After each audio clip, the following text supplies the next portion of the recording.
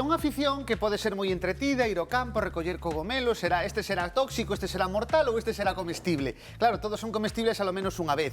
Claro, logo xa hai outros que xa hai que ter máis cuidado. Entón, é algo que é moi importante, non podemos fiarnos de calqueira que pase por ali e que diga sí, ese podes comelo, ou do que a nos parece comparando esas fotos coa inteligencia artificial ou con internet, senón que é algo moi importante porque pode ser moi perigoso. Cada ano en Galicia en torno a unhas 10 persoas ingresan nos hospitais con intoxicación grave por comer cogomelos que son tóxicos ou mortais. Hai algún especialmente perigoso que digas este ollo con este? Pois mira, temos un que ademais é moi frecuente en Galicia, é dicir, é moi frecuente sair hoxe ao campo e atopar ese tipo de cogomelo que é a Amanita phalloides. Amanita phalloides. É a máis habitual, é máis ou menos o 95% das intoxicacións e das mortes que temos por comer cogomelos tóxicos son por culpa deste cogomelo aquí en Galiza, en torno a ese 95%, insisto, a esa Amanita phalloides, que ademais é que a ves e que realmente non ten pinta de tóxica. Aí estamos vendo a fotografía, este é o cogumelo que nos di Héctor que pode ser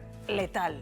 É letal. 50 gramos deste cogomelo, que 50 gramos pensa que non é nada, ou seja, un trociño de nada feito a prancha e comido nada. Claro, que poden ser 50 gramos, un anaquiño destos, un anaquiño de nada, ou seja, vais comer moito máis nun plato de cogomelos. 50 gramos de Amanita phalloides son suficientes para que fulminen por completo o teu fígado e te poñas en lista de espera para un trasplante e se chega. Pero fíxate, chamame a atención porque a fotografía, o aspecto é como amigable, non? Porque ás veces nos din que as máis velenosas son as que teñen unha cor vermella, non? Un aspecto, pero esta non, é como moi random, non? Que diríamos novos. Pensamos nese cogumelo que ten con ese vermello, con esos puntiños brancos, a típica así, que xa ten pinta de tóxica. Esa é tóxica, pero esta é mortal. Falamos desa Amanita que é moi habitual atopala en Galicia, en calqueira monte, en calqueira campo, e como digo, 50 gramos son suficientes para fulminar o fígado. E que síntomas nos dá? É dicir, de que comemos un anaco, probámola, e como afecta o noso corpo? Pois mira, aquí vai depender un pouco, os síntomas van variar dependendo da variedade que comeamos, porque claro,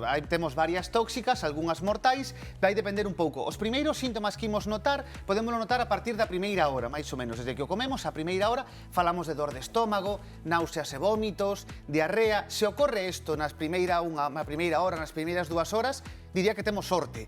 Temos sorte porque é unha seta que é tóxica, pero non é mortal. É dicir, as máis setas mortales, cando aparecen eses síntomas, é normalmente ao cabo de 18, 20, 24 horas, e xa é cando esa pel ponse de cor amarelento porque está afectando o fígado, as toxinas, as amatoxinas do cogomelo están destrozando o noso fígado e por eso cambia o cor da nosa pel. Así que se os síntomas aparecen cedo, hai que ir correndo ao hospital, pero tivemos sorte, se aparecen máis tarde, é máis probable que a supervivencia sexa peor. E cal é o tratamento? É dicir, como se trata, non? Unha intoxicación. O primeiro ideal sería identificar o cogomelo. Por eso, se imos ao campo, un familiar nos deu cogomelos, imos facelos na casa, se confiamos no criterio desa persoa, eu guardaría un sen cociñar, porque iso vai nos axudar, en caso de intoxicación, o feito de levar ese cogomelo, decir, este foi o cogomelo que comín, e nos pode axudar a hora de identificalo, para saber se é tóxico ou se é mortal. Se simplemente é tóxico e temos un problema intestinal e non vai pasar dai, bueno, pois sería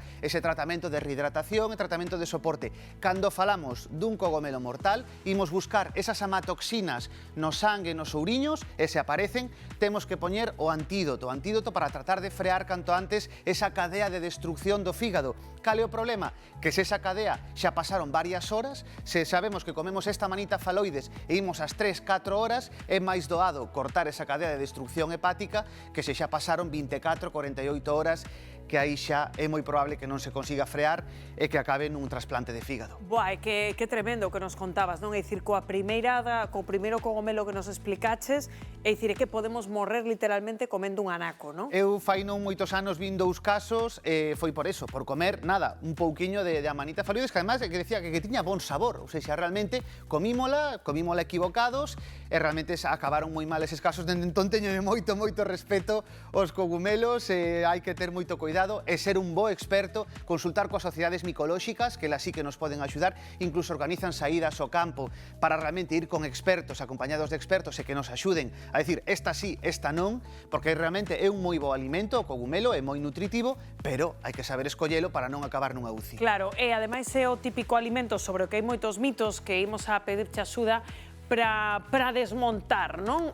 Imos co primeiro, a ver, verdadeiro ou falso? Mira, este escoiteino moito, se o cociñas ben, van morrer as toxinas e non nos intoxicamos. A ver, sí é certo que parte das toxinas de algúns tipos de cogomelos son termolábiles, que quere decir que en canto lle metemos calor, esa toxina desaparece. Pero falamos da Amanita phalloides. O 95% das intoxicacións en Galicia son pola Amanita phalloides. A Amanita phalloides dalle igual que o metas ao forno 5 horas. Plancha, o forno... Dalle exactamente igual, as toxinas resisten, así que falso. Falso, pois moi atentos. Mais, imos con máis mitos para Héctor. Un cogumelo velenoso pode ter bo sabor.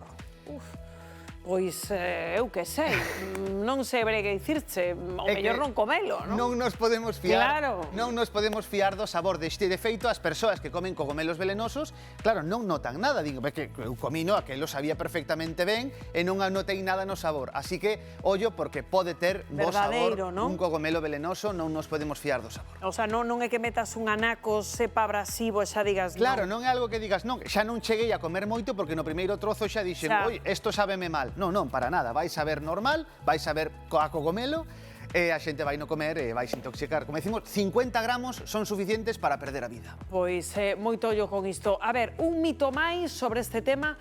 Os cogumelos velenosos teñen cores rechamantes. Isto sí, pero claro, co que nos explicaches non todos, non? Claro, é certo, esta que vemos no dibuxiño, a típico cogomelo vermello e tal, que ten cores rechamantes, é velenoso, pero outros que teñen unhos cores perfectamente normales tamén poden ser velenosos, así que non nos podemos fiar nin do sabor, nin do olor, nin do color, non é fiable isto. Non fiarnos en axuda de expertos. Grazas, querido Héctor. Gustanche os doces de Nadal, non? Mellor que os cogomelos.